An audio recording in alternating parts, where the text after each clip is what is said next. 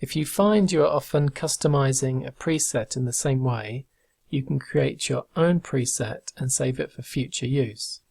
I regularly use a document that is measured in pixels. That is 1600 by 1200 and also has a transparent background.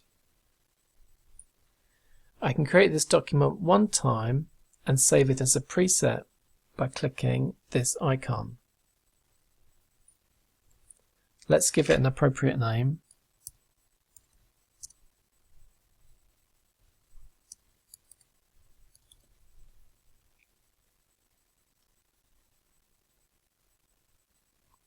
Click Save Preset, and the document will be saved into the Saved Blank Document Presets area. If you decide you no longer need this item, you can delete it by clicking the trash can in the corner. But for now, let's use our saved preset to create a new document.